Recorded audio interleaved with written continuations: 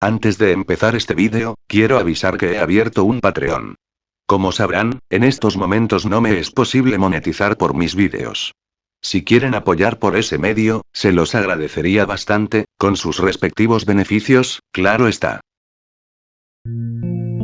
Wikipedia alberga un sinfín de artículos en su interior. Es indispensable para la mayoría de personas que tienen una pizca de curiosidad, y de estudiantes vagos quienes buscan una respuesta a las tareas que tienen pendientes. Lo innegable, es que esta página web nos acerca más al lado más curioso, mórbido, y por qué no, divertido de todas partes del mundo. Estos son, artículos extraños, bizarros y mórbidos, de Wikipedia. Gato bonsai truco. Bonsai Kitten era un sitio web engañoso que afirmaba proporcionar instrucciones sobre cómo criar un gatito en un frasco, para moldear los huesos del gatito en la forma del frasco a medida que el gato crece, como la forma de una planta de bonsai. Fue realizado por un estudiante del MIT que se hacía llamar Dr. Michael Wong Chang. El sitio web generó furia después de que miembros del público en general se quejaran ante organizaciones de derechos de los animales. La Sociedad de Michigan para la Prevención de la Crueldad con los Animales, SCA, declaró que aunque el contenido del sitio puede ser falso, el tema por el que hace campaña puede crear violencia hacia los animales. Aunque el sitio web ya está cerrado, siguen circulando peticiones para que lo cierren o se quejen a su proveedor de servicios de Internet. El sitio web ha sido desacreditado por varias organizaciones, como Snopes.com y la Humane Society of the United States. Gallinas nucleares. Blue Peacock, rebautizado como Blue Bunny y originalmente como Brown Bunny, fue un proyecto de arma nuclear táctica británica en la década de 1950.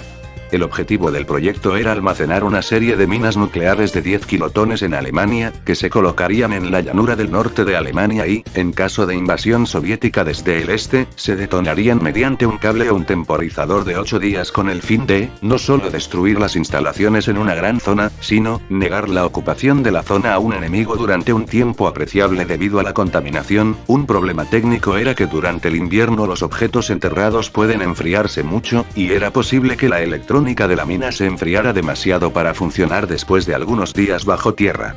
Se estudiaron varios métodos para evitarlo, como envolver las bombas en mantas aislantes. Una propuesta especialmente llamativa sugería incluir pollos vivos en el mecanismo. Los pollos estarían sellados dentro de la carcasa, con un suministro de comida y agua. Permanecerían vivos durante una semana aproximadamente. Al parecer, su calor corporal habría sido suficiente para mantener los componentes de la mina a una temperatura de funcionamiento. Esta propuesta era tan descabellada que fue tomada como una broma del Día de los Inocentes cuando se desclasificó el expediente Blue Peacock el 1 de abril de 2004. Tom O'Leary, jefe de Educación e Interpretación de los Archivos Nacionales, respondió a los medios de comunicación que parece una broma del Día de los Inocentes, pero ciertamente no lo es. La administración pública no hace bromas.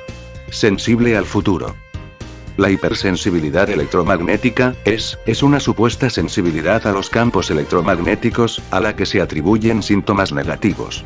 La hipersensibilidad electromagnética no tiene base científica y no es un diagnóstico médico reconocido. Se caracteriza por una variedad de síntomas inespecíficos que los afectados atribuyen a la exposición a campos electromagnéticos.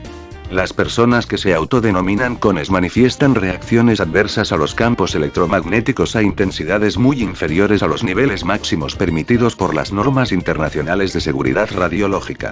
En la mayoría de los ensayos de provocación realizados hasta la fecha se ha constatado que estos declarantes son incapaces de distinguir entre la exposición y la no exposición a los campos electromagnéticos.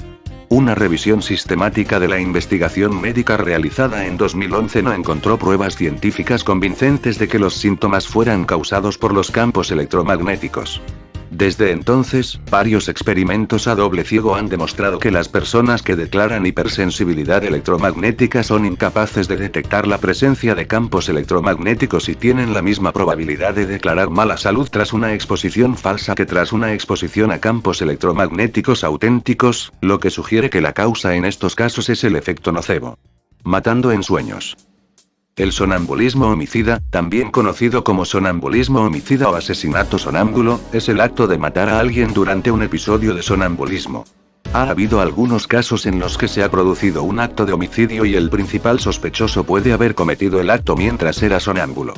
La veracidad de los casos registrados es discutida. Hasta el año 2005 se habían registrado unos 69 casos en la literatura. Uno de estos casos es el de Kenneth Parks, que fue absuelto del asesinato de su suegra en 1987 tras utilizar la defensa del sonambulismo. En 1987, Kenneth James Parks era un canadiense casado de 23 años con una hija de 5 meses. Tenía una relación muy estrecha con sus suegros, y su suegra de 42 años, Barbara Ann Watts, se refería a él como su gentil gigante. El verano anterior a los polémicos sucesos, desarrolló un problema de juego y cayó en profundos problemas financieros.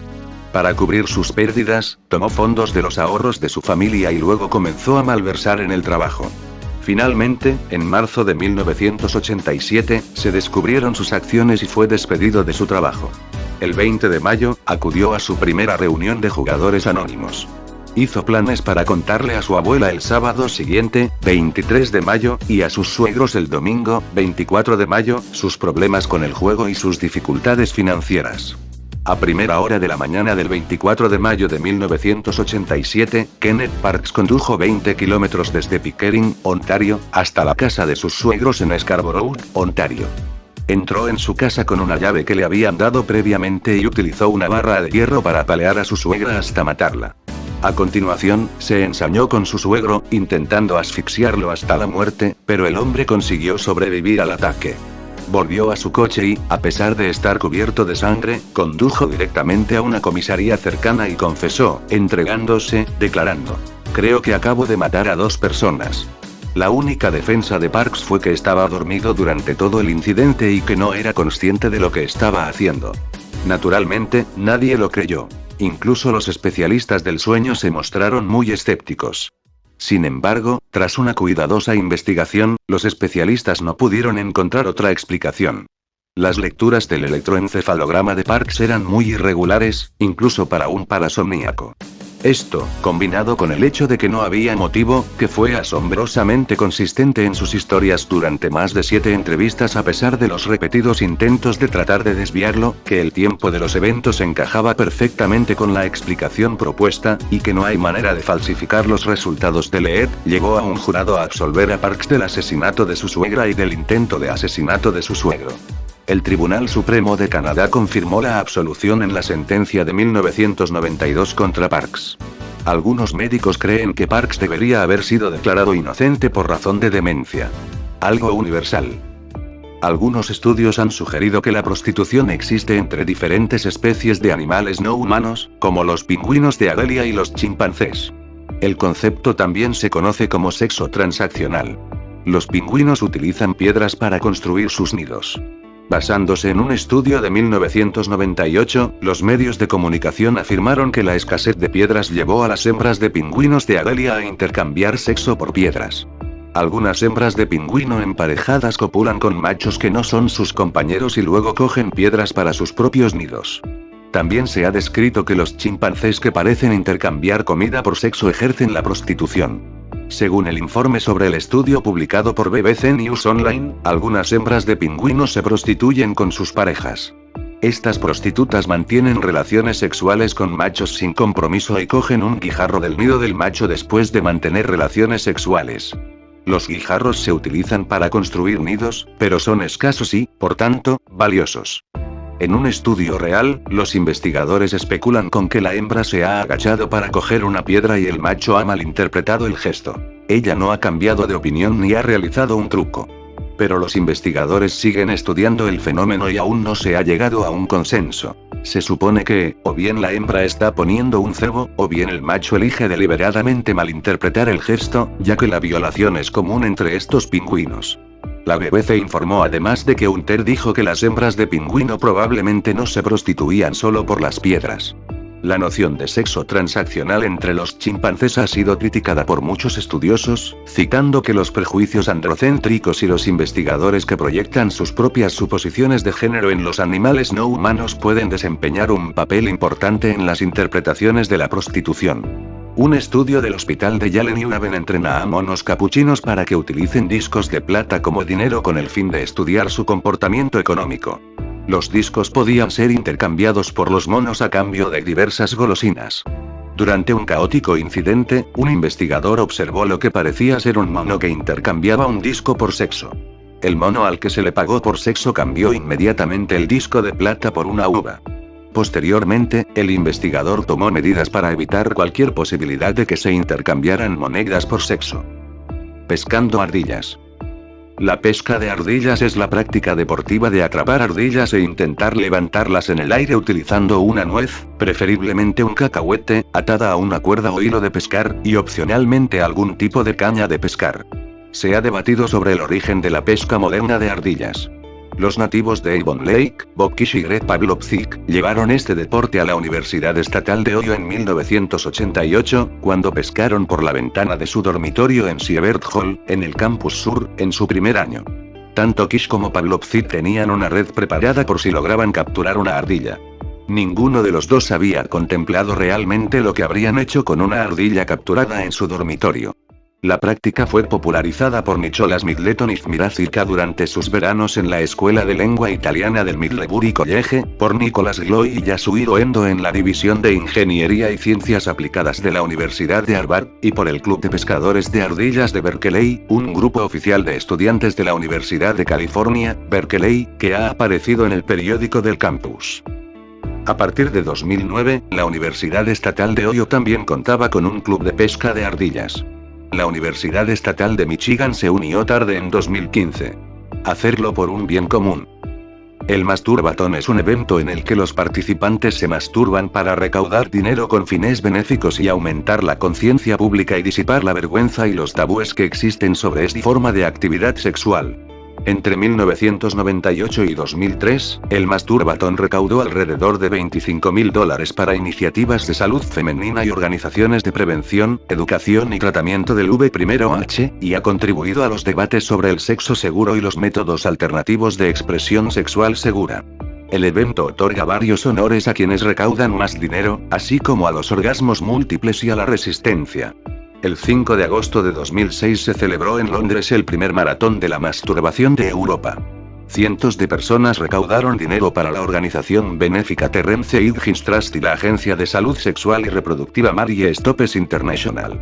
El Masturbathon, también llamado Mankathon, fue grabado por Zigzag Productions de Londres como parte de un documental internacional del evento. Sin embargo, se abandonaron los planes de emitirlo en Channel 4 como parte de su serie One Week, incluyendo la programación de la Semana Europea del Fetiche y el Cuero. En 2009, Masanobu Sato ganó el Masturbathon celebrado por el Centro de Sexo y Cultura de San Francisco tras masturbarse durante 9 horas y 33 minutos. En 2012, se celebró el primer concurso de masturbación de China en Shenzhen, China, para celebrar el Día Mundial del SIDA. Los organizadores del evento explicaron que el concurso tiene como objetivo promover la masturbación como el medio más seguro de sexo y como un medio eficaz para evitar la infección por el VIH. Todo sea, por una buena causa.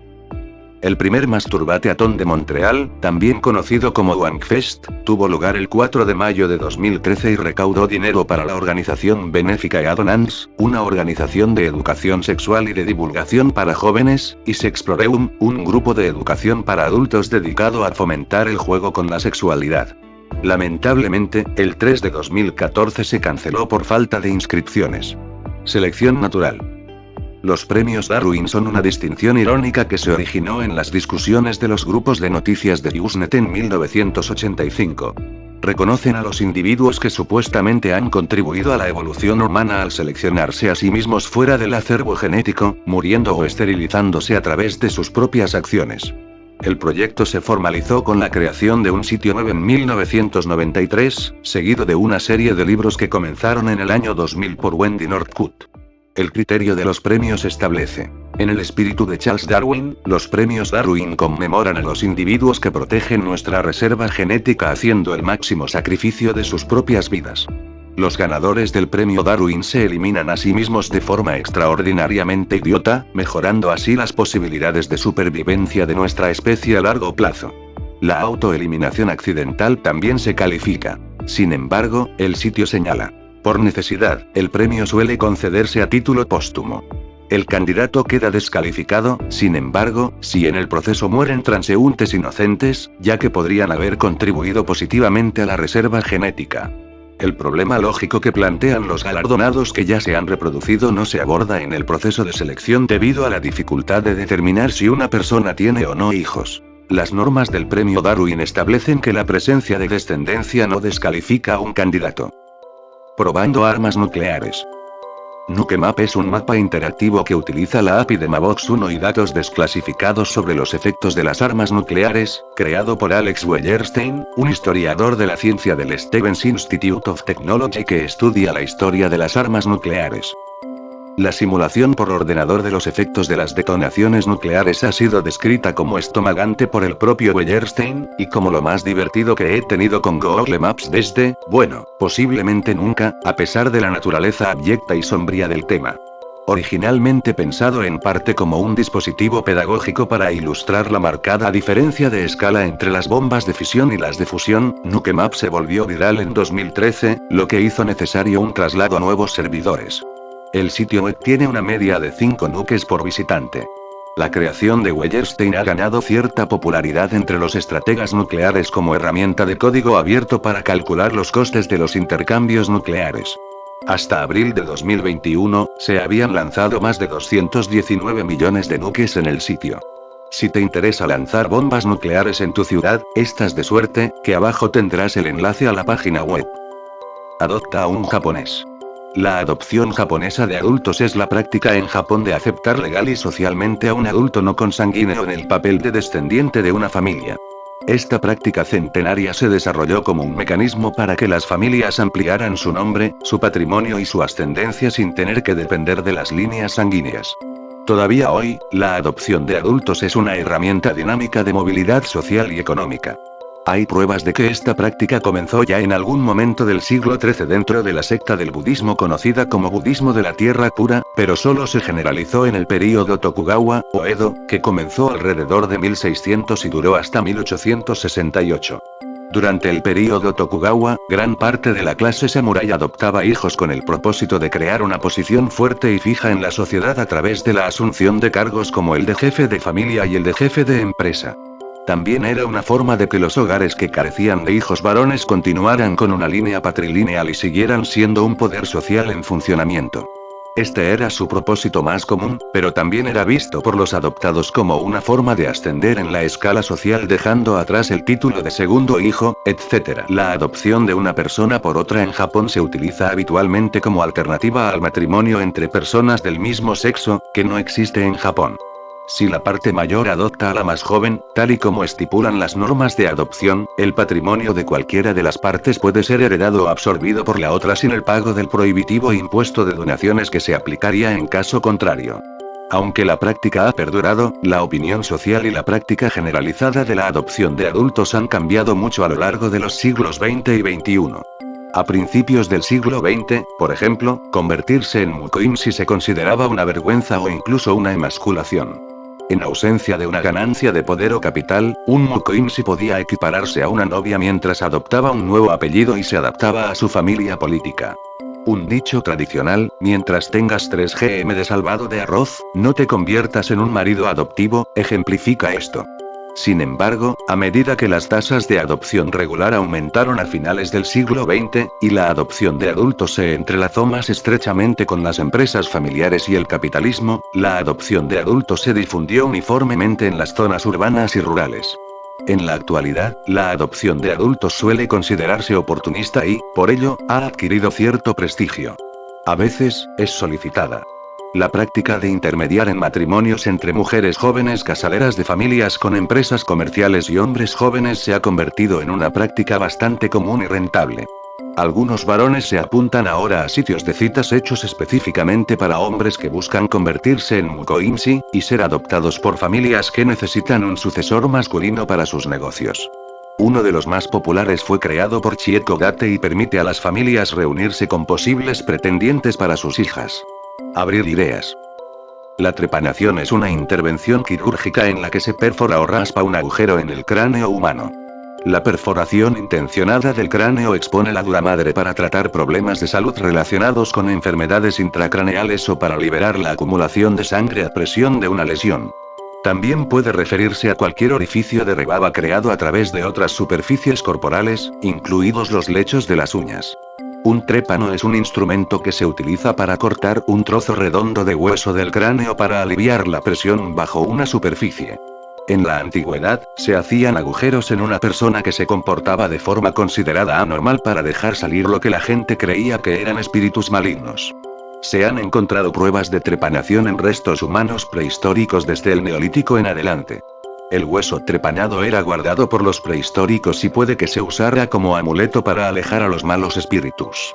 Las pruebas también sugieren que la trepanación era una primitiva cirugía de urgencia tras las heridas en la cabeza para retirar los trozos de hueso destrozados de un cráneo fracturado y limpiar la sangre que suele acumularse bajo el cráneo tras un golpe. Los accidentes de caza, las caídas, los animales salvajes y las armas, como los palos o las lanzas, podían causar este tipo de lesiones. Las trepanaciones parecen haber sido más comunes en zonas donde se utilizaban armas que podían producir fracturas de cráneo.